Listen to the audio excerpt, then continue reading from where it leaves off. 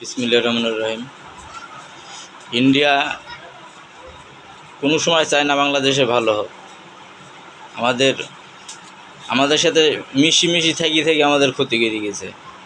পেঁয়াজে কত কোটি টাকা যে লাভ করে নিয়ে গেছে তার হিসাব নাই। একবার পেঁয়াজ 250 টাকা কেজি খাওয়াইছে, সেই সময় পেঁয়াজের কত কোটি টাকা বিজনেস করেছে, ব্যবসা করেছে, গ্যাস লিতেছে, ব্যবসা করতেছে, সব কিছু লিয়ে মনে করেন বাংলাদেশকে অর্থনৈতিক চাবির মধ্যেই ফেলতেছে। বাংলাদেশের ভালো হোক, বাংলাদেশ মাথাপিটি দাঁড়াক, বাংলাদেশে মানুষ স্বাধীনভাবে বাঁচুক, এরকম চিন্তা ভাবনা ইন্ডিয়ার মাথার মধ্যে না। ইন্ডিয়া খালি ক্ষতি করার চিন্তা ভাবনা আছে। ওরা মুখে বললে ভালো, কিন্তু ওর অন্তরে হলো আর এক। আর ইন্ডিয়াতে এখন যে গোলযোগ শুরু করেছে সেটা হলো বাংলাদেশের উপরে চাপ ফেলার জন্যে। আনাচেখানে আছে লোকজন বসে আছে। চারিদিকে সব মানুষকে সাবধানে থাকতে হবে। ইন্ডিয়ার পাতা ফাঁদে ইন্ডিয়ার পাতা ফাঁদে পা দেওয়া যাবে না। আমাদের বর্ডার গার্ড দিয়ে চারিদিকে লোকজন যে যেখানে আছে সবাইকে একটু সাবধানে থাকতে হবে। দেশের মধ্যে গোলযোগ সৃষ্টি করে দিয়েছে, এইখানে ওইখানে হাবিজাবি ফ্যাসাদ লাইক দিয়েছে। এসব দুর্নীতি লাগিয়ে দিতেছে ইচ্ছা করি লাগিয়ে দিয়ে এইখানে ইয়ার লোক মানে খুঁচাইতেছে। এই জন্যে সবার জায়গা থেকে সবাইকে সচেতন থাকতে হবে। সবাই সবার জায়গা থেকে যদি একভাবে সমানভাবে এগিয়ে আসে তাহলেই আমাদের জয়। এখন তো মনে করেন যে পাচ্ছেন একদিকে দিয়ে আরেকদিকে হানছে, এরকম চারিদিকেই শত্রুতা চলছেই। আমাদের পানি দিয়ে ক্ষতি করে দিয়েছে, কষ্ট দিতেছে না, এই কষ্ট ভোগান্তি তারাও পাবে। এই কষ্ট আল্লাহর কাছে বিচার দিয়ে আছে, আল্লাহ বিচার করবে। যে মুসলমান, বাংলাদেশের মুসলমানরা যে কতটুকু মনের মধ্যে ভালো আছে তা বুঝাই দিয়েছে। ঠিক আছে, বাংলাদেশের মুসলমানকে দেখতে পাচ্ছে না। বাংলাদেশের মুসলমান মাথা উঠি দাঁড়াক, মুসলমান নেতৃত্ব দিক, ভালো কিছু করুক, সেটি চায় না। মুসলমানকে কষ্টে রাখার চিন্তা ভাবনা ওর মনে করেন বাংলাদেশের উপরে কোনো নাই, ইন্টারেস্ট শুধু আছে ওর নেতৃত্ব করার ধান্দা। বাংলাদেশের মানুষকে কোনো সময় ভালো কিছু ভাবে না।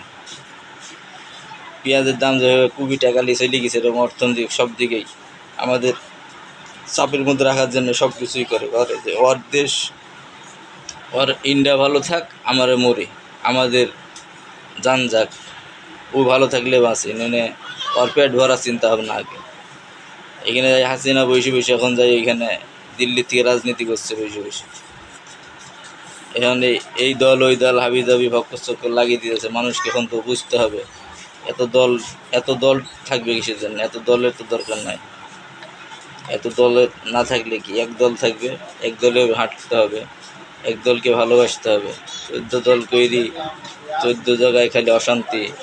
আজকে ডাক্তারের এখানে আন্দোলন, কাল কি আর এক জায়গায় আন্দোলন, আর এক জায়গায় ডাক্তারের ওষুধ কোম্পানির আন্দোলন, আর এক জায়গায় আন্দোলন, গার্মেন্টস শ্রমিকের আন্দোলন, আনসারের আন্দোলন।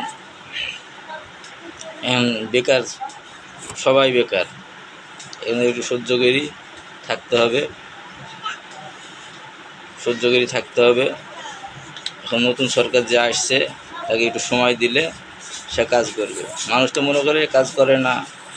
ডক্টর ইউনূস কী করে বসে থাকার সময় পায় না। যে চেয়ারটা তাকে দেওয়া হয়েছে সেই চেয়ারটা বসার তার সময় হয় না। সে কী করে আপনারা তো বুঝবেন না, কী কাজ করছে, কত কাজ আগাইছে, কত কাজ করতেছে, তার তো সময়ের পর সময় নাই বসে থাকার, সে কাজে কী করে?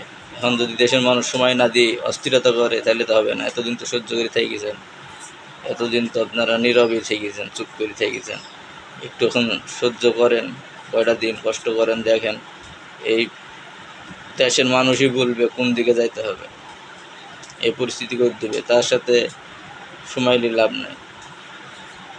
দেশে যারা গোলযোগ তৈরি করবে তারা এখন বেশি মাথা দেবে, যারা গোলযোগ তৈরি করবে না, ঠান্ডা মাথায় থাকবে, ভালো চায়, তারা চুপ করে থাকবে। এটা বোঝাই যাবে।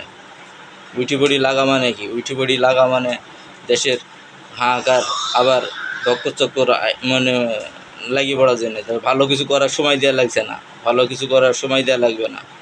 এমনি এমনি বললে হয়ে যাবে, এমনি এমনি বললে জায়গায় হয়। এটা সমস্যা, চারিদিকে সমস্যা। বেকারত্ব দূর করতে হবে, কাজের সংস্থা করতে হবে। এখন এই জায়গায় সব দিকে ভেজাল লাগিয়েছে, পুরো বডি তো পচে গেছে, নষ্ট হয়ে গেছে। চেঞ্জ করতে হলে তো সময়ের দরকার আছে, ডাক্তার গেলে দিয়ে বসালে সেভাবে কাজ হবে না, অনেক কিছু হিসাব আছে এই জায়গায়। সবাই সহ্য করেন, ঠান্ডায় থাকেন, আল্লাহ করে বিশ্বাস রাখেন, ভালো কিছু হবে ইনশাল্লাহ।